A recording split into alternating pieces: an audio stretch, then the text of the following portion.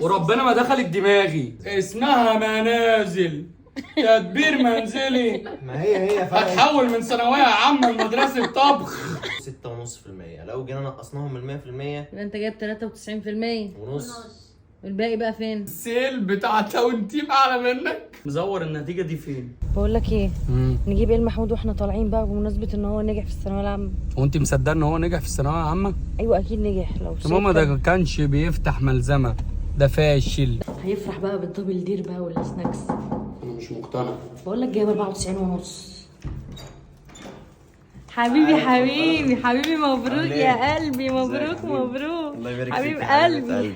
عامل ايه يا روحي؟ الحمد لله. الف مبروك يا الله روحي. يبارك فيك. جبت 94 ونص. انت كداب.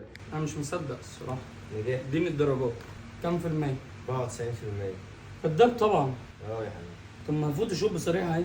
افتح السايت بتاع النتيجه، فين النتيجه؟ السكرين اهي موجوده.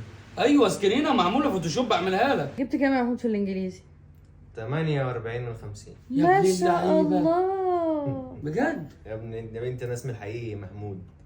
ايه؟ محمود. مزور النتيجه دي فين؟ قول لي بس مين اللي عاملها لك؟ يا ابني انا لا ما عملش حاجه. انت اللي عاملها. كان هيقول انا اللي انت عاملها. هو اللي ما عاملها. عملتش حاجه. يا انت اسلم. بتوقعني في الكلام. جايب كام في العربي؟ جاب 65 ونص. 65 ونص. يعني ناقص 14 درجه ونص في العربي بس. ده بتوع النحو. بس. وانت كده ناقص في حاجه تانية؟ لا يعني قفلت الكيمياء؟ لا طب ما انت بتقول مش ناقص في حاجه تاني. لا، ما انا مش ناقص في حاجه تاني. عملت ايه في قفلت الفيزياء؟ لا احياء؟ لا برضه. جيولوجيا؟ انت جايب 92 ونص بثلاث مواد ولا ايه؟ انا مش فاهم.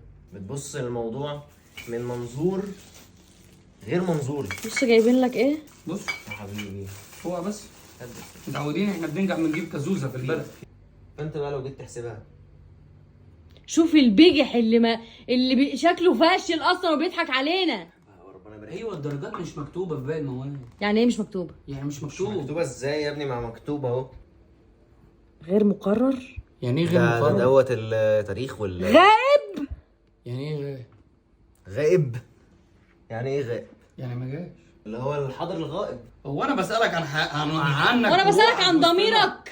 ايه اللي الحاضر الغائب 92 ونص ازاي وانت في مواد غائب؟ غايب؟ ما هو انا بقول لك ما كنتش بتحضر الامتحان؟ نمت. كان عندي موت. حجز حجز ايه؟ كوره. ده احنا هنوديك الحجز يتلعب بيك الكوره. يا نهارك فين اسود. 92% بقى؟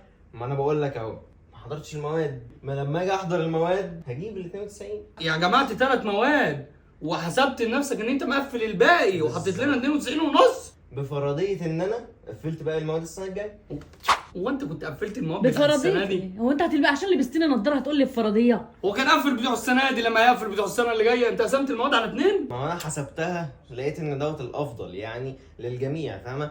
لان انا زي ما بقول لك من منظوري انا ما كنتش عارف اذاكر باقي المواد. وتخش كده بقى نص جامعه تحضر نص ترم، يعني انت نص راجل نص ناجح؟ نص ليه؟ ناجح. نص ناجح. فاشل؟ لا نص ناجح ونص يعني فاشل. نص ضمير؟ يعني احنا نتعامل معاك بايه دلوقتي عشان أنا مش فاهم؟ افرح ولا اتبسط ولا ازعل ولا ايه؟ نص فرحه؟ نص فرق. ونص نص زعل. زعل. يبقى والله العظيم استأذنت مين ان انت تغيب؟ امك عارفه ان انت هتغيب؟ والاوبشن ده موجود. يعني ايه غبت اصلا؟ وهو لما قال لك 92% انت صدقتي؟ بس المشكلة عندي إن النتيجة ظهرت متأخر وكان نفسي أزغرط ما عرفتش أوي. عشان ايه ده انت فين؟ انت طيبه قوي يا ام. انت في انهي حته؟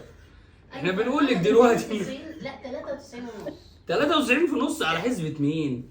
على حزب الريح. على حزب وريق، على حزب الريح ما يودي الريح يا اخويا. هو بص بقى يا سيدي، دي ما كملتش 5%. انا نقصت كام في الثلاث مواد دول؟ 15 ونص 14 ونص 24 درجه ونص. بالظبط. لا 25 درجه ونص. فدول يعملوا كام؟ 6.5%. لو جينا نقصناهم من 100% يبقى انت جايب 93% ونص. والباقي بقى فين؟ بس وربنا ما دخلت دماغي. بذمتك مش 93.5% ما حدش جابها وتستاهل واحد يزغرط؟ ايوه هو في شكله داخل عليك الدخله دي. وانت كمان زغرات. جننونا ولا ايه؟ الناس هتصحى بس أول ما النهار يطلع. وانتوا صدقتوا الهبل ده؟ ده صراحه ده صفر. شايل ده 4 صفر. مواد، 4 مواد ما حضرهمش. همتحنهم. انت انت بس شايل اللي أربعة. جايه. خلاص ويا اسمها ايه ريتك بقى؟ شايلهم، انت ما حضرتهمش. اسمها قاسم السنه. انت قاسم. متهرب متهرب. انا مش متهرب، انا ايه قاسم السنه. الفرق بينك وبين اللي سقط؟ ان اللي ساقط دخل الامتحان وامتحن وما جابش المجموع، عمل مجهود عنك. على الاقل عنده شرف المحاوله. ده شخص غبي لان هو ما فكرش في حل تاني. رحم الله امرئ علم قدر نفسه. طول ما هي بتطبل لك عمرك ما هتنجح. لا هو ده العقل. لان انا ما زلت ممكن اقسم تاني، يعني هو الواحد يبقى معاه 3 محاولات، فانا معايا كمان محاوله ان انا اقسم. بعد انت كده بتلعب GTA ايه؟ بعد كده بيدخلوني ايه اللي معاك 3 محاولات؟ بعد كده بيدخلوني اللي هي بتاعت التدبير المنزلي. المعاقين، ده الخلود بتاعت المعاقين. بيقول لك بتاعت التدبير المنزلي. ايه التدبير المنزلي دي؟ انا ما سمعتش. ده دوت لو عدت السنه 3 سنين وفشلت بيدخلوك تدبير منزلي. اسمها منازل، تدبير منزلي. ما هي فرق. هتحول من ثانويه عامه لمدرسه طبخ. اقول لك 93%. دي مهلبيه يا هنيه. هيحول تدبير منزلي. ما انا بقول لك هو بيديكي كلام منطقي غليظ، عناوين كبيره تقتنع بيها. قال لك انا هحول تدبير منزلي. فتحس ان هو قال حاجه مهمه. انا فخمه كده فاهم. بجد برافو عليك يا لا انا مبسوطه بالانجليزي. انا فخوره. الانجليزي هو الماده الوحيده اللي عاملين انا حلقة باخد جميلة. بجد. هتقدر بقى تعمل كده في الاربع مواد الجايين؟ باذن الله. ولو ما عملتش هقسمها تاني. تقسمها تاني ربع بقى، خد ربع. يعني انت خدت السنه دي نص، بعد كده اقسمهم ربعين. ليه؟ بعد كده اقسم الربع تمنين. منين؟ النص بمتحن الاولاني في النص مدرستك. الاولاني علشان انت لو جبت برتقانتين بنمتحن في مدرسه جبن. دي مش لجنه، ده سوبر ماركت. عايز تمن سنه، تمن ثانويه عامه. انا عندي اقتراح، احنا ادينا له الموبايل والبلاي ستيشن. لا احنا هناخدهم تاني. نسيب له نص البلاي ستيشن ماشي، هسيب له الدراعات، نص الموبايل. هسيب له الدراعات واخد البلاي ستيشن، والسنه الجايه ادي لك البلاي ستيشن نفسه او العكس. الكلام ده ادي لك البلاي النضاره بقى ستيشن. نقسمها لك بالنص. مفيش الكلام ده. انا هسيب السنه عشان الاقي وقت العب على البلاي ستيشن اصلا. انتوا بتتكلموا في ايه؟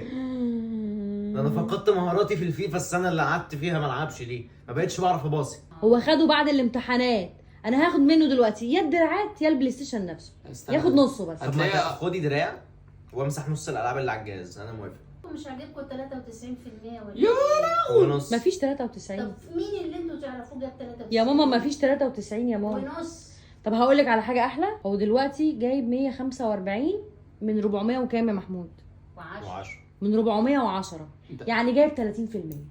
30 ايه؟ انت حسيتي 35 إن شاء الله ونص. السنة 35 ونص. النهار ازاي؟ بالنسبه للمواد 35. ايوه وريني بقى اللي مكتوب على السايت. قمر 35%. والله ربنا يحفظك. يا وكسه يا وكستي في فيه. 3 مواد بس جاب 35%. السيل بتاع تاون تيم اعلى منك. العيال كلها جايبه كيمياء فيزياء احياء 30. احسن ما يبقى غائب زي ضميرك الغائب. يعني واحد ما امتحنش اصلا احسن من واحد. طب يلا يا بارد، كنت بتحضر الدروس ليه طالما كده مش هتخش الامتحان؟ انا والله العظيم ايه المصاريف دي؟ مش بتحضر الدروس؟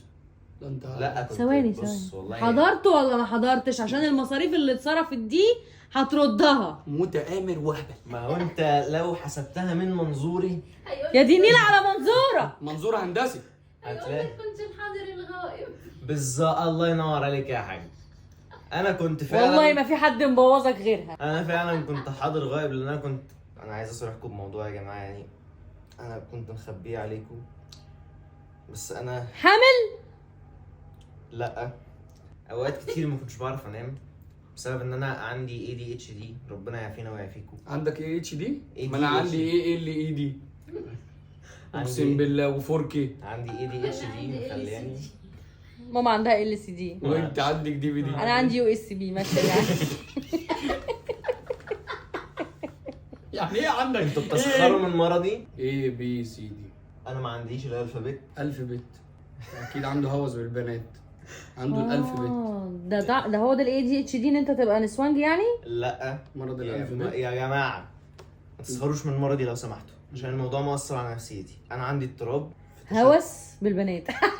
لا اضطراب ايه؟ اضطراب ما بعد النهرين. اضطراب ما بعد الصدمة، اضطراب ما بعد النتيجة. تشتت ما بعد منتصف العمر. يلعب التشتت وفقر التركيز وفرط حركه. عندك فقر في التركيز؟ انا اعرف فقر في الدم. عملت تحليل فقر في التركيز؟ انت أيوة. اصلا مش عارف مرضك. مين اللي مشخصك؟ واحد كده على اليوتيوب عامل ايه؟ دكتور؟ والله هو كان خريج تربيه انجليزي بس هو بيفهم يعني. اصلا يعني هو خريج تربية انجليزي وعلى النت اصلا ما قعدش معاك وشخصك. انا عندي مرض ABCD. anybody can dance. اه والله انا مقتنع ان اي حد ممكن يرقص. مش كان يكلمك تحس انه دكتور. انام بقى في الحصه وما مقنع أعرفش. مقنع، عنده قدره اقناع رهيبه. اقنع امه ان هو جايب 94%، اقنعها انه جايب 94% وعايز يقنعها. 93 ونص. هو هيئته دكتور، اسم الله. والسنه الجايه هتشوفي. معاك طبلة خليها تطبل وانت ارقص. اما بقاش دكتور، دكتور وربنا انا في إيه؟ بحبك والله العظيم، انا بحبك. وانا كمان يا حبيبي، يا رب ما تحرم منك يا حبيبي. ربنا يحفظك ليا يا رب.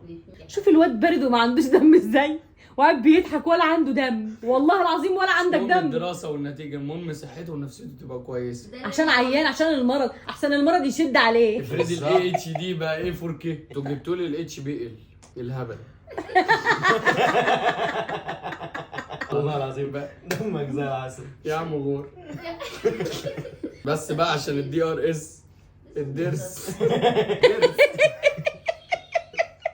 هريك مصطلحات انجليزي. وفرط حركه، فرط حركة. بقعد افرك كتير وما بعرفش افضل قاعد في اسمها مكان فركة راكز حركة. كده. فرق حركة بتفرك يعني. مفيش حاجة زي فرد كده. اسمها فرد. نسيب الموضوع بقى وان الواد مريض ونقعد نشوفها فرط ولا فرط.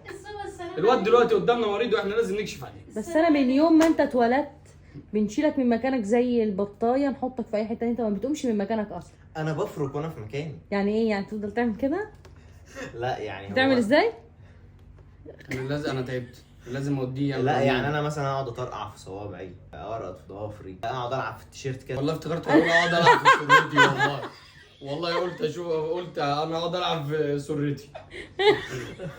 اقعد العب في التيشيرت. عندي او سي دي الاساسي دي يا لهوي. الاو سي دي ده اللي هو الوسواس القهري.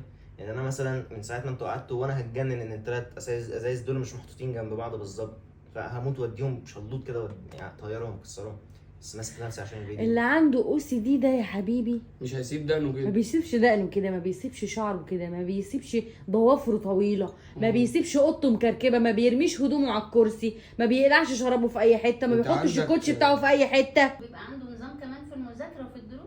ايوه طبعا. اه ده الاو سي دي ده بيبقى مركز بقى وكاتب كل جدوله ومواعيده. يبقى انا ما عنديش او سي دي، هو الاي دي اتش. هو احنا هنختار؟ احنا قاعدين نشخصك. انت جبت كام في المية؟ 93 ونص. 34 ونص يا كداب. 35 ونص. اهي اعترفت قلت الحقيقة. هي الطريقه معروفه تقليديه. محمد جوز اختي اتصل بيا امبارح قال لي انا هجيب لك النتيجه بكره وبتاع، اعرف واحد قريب في الكنترول وكده. قلت له بجد والله؟ طب خد الرقم كذا كذا كذا، وخد النتيجه واداها لبابا. المشكله ان النتيجه جايه في اول يوم في الشهر، ابوكي مش راضي يصرف عليا، دافع فلوس الاكل لامي بس ومصروف البيت. معاه حق طبعا، مش عايز ياكلك صح؟ بالله عليك لما تحطوا له طب الاكل، حتى لو تحطوه له على باب الشقه، لو عايزين تطلعوا له المرتبه بتاعت السرير من جوه على باب الشقه مفيش مانع، هو مش هيقول لا والله. ولو عايزه تشحتي هدومه كلها والله هو معاك، بص مش هيقول حاجه. وقال لي انزل دور على شغل. شغل ازاي وانت عندك 4 مواد لسه السنة الجاية؟ ما انا هصرف بقى على الدروس هو رفض الدروس كمان؟ اكيد. ما انت خدتهم مرة. يروح نص يوم الشغل. ومين اللي هيمشيه كل يوم نص يوم؟ معرفش بقى، هو مش داخل نص المواد. ايوه. تفكرها مشي حياتك انصاص انصاص انصاص.